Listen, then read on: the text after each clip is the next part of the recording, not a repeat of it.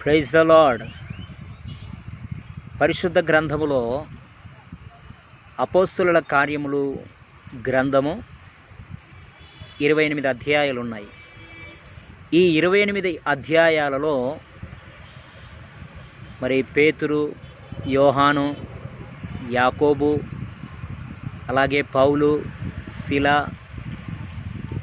బర్నబా, ఇలా కొంతమంది దైవజనులు దేవుని పరిచర్యలో కొనసాగారు. దేవుని పరిచర్య జరుగుతున్నప్పుడు పరిచర్యకు ఆటంకముగా, సేవకులకు ఆటంకముగా అన్యులెవరో ఆటంకపరచలేదు. కానీ నేను 28 అధ్యాయాల్లో చూసినప్పుడు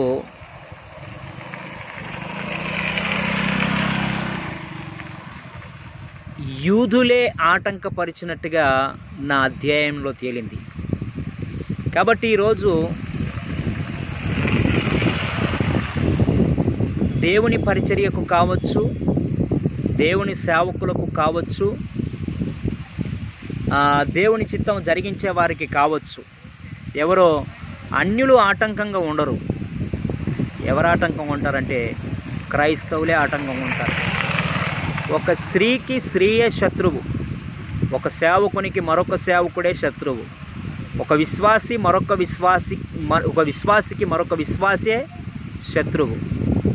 కాబట్టి ఈరోజు యూదుల వలె నీవు శత్రుత్వం పెంచుకుంటున్నావా, లేకుంటే నీ సహోదరులతో ప్రేమగా ఉంటున్నావా పరీక్షించుకొని, శత్రుత్వంగా ఉంటే జీవితాన్ని మార్చుకొని దేవుని పరిచర్య కొరకు సహకరించాలని దేవుని సేవకునికి మనవి చేస్తున్నాను.